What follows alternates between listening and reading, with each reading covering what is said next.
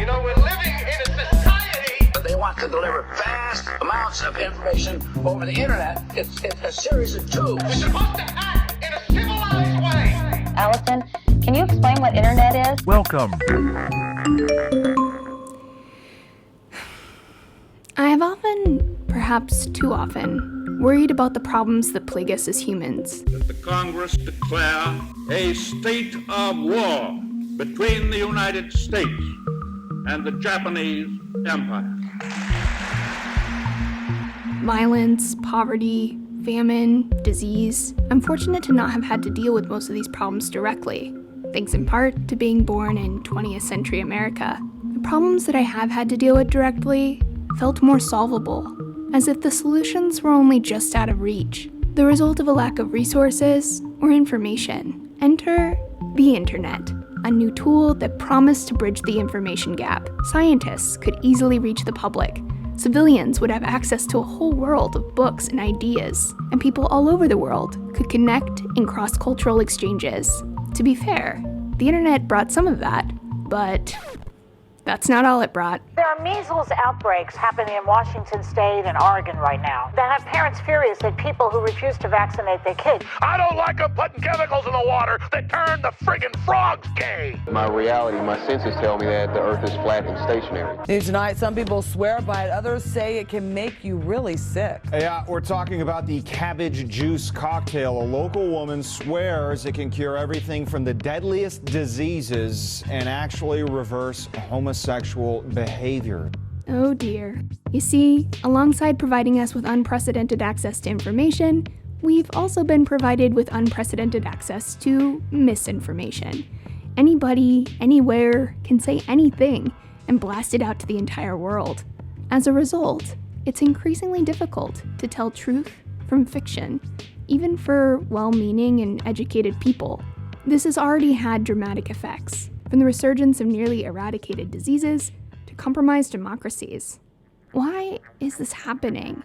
How did our relationship with reality become so miserably fraught? And how can we, the citizens of planet Earth, uphold the truth in a post-truth era? Here to discuss this with me is Dr. Tom Nichols. He's a professor at the U.S. Naval War College, a 5-time Jeopardy champion, and quite a Twitter socialite. In his book, The Death of Expertise, Tom lays out a series of arguments about what's happening, which he describes as a story of ego, erosion of mass media, and college campuses that have lost the plot. Tom requested a disclaimer that he doesn't speak for the government. I also wanted to add that the ideas discussed here on Indirect Message are always done in the spirit of inquiry, a good faith attempt to figure out solutions together. And so, discussion shouldn't be confused with endorsement. I hope you enjoy our conversation. I wanted to start off by defining our terms and really making sure we're clear about what we're talking about. How would you define an expert? How can we know whether or not someone's an expert in their field? That's a great question because, you know, that term makes people bristle. When you say expert, they will immediately say, oh, you just mean somebody with a PhD like you. To which I sometimes say, okay, sure, I do. But I also mean other kinds of people. Look, your plumber is an expert. People forget that expert does not just denote someone in a profession.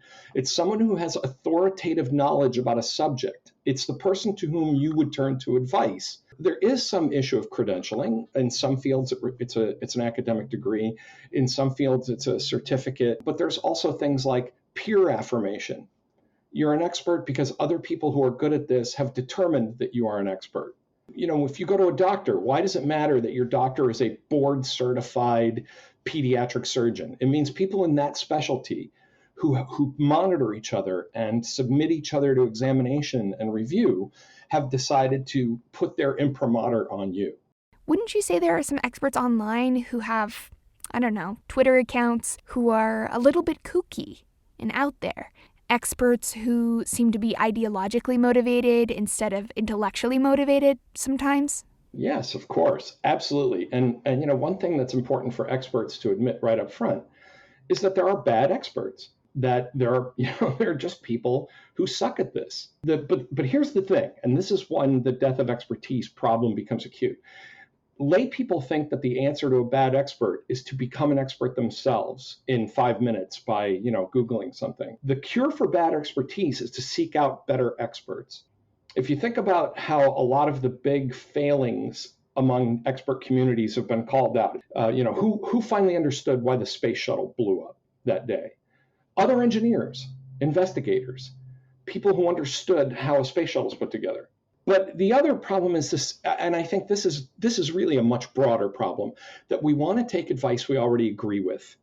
That confirmation bias is the strongest, it's stronger than gravity, it's stronger than a black hole. Because people don't go to the internet for information, they go to the internet for confirmation. Chapter 2: Fake News Intensifies.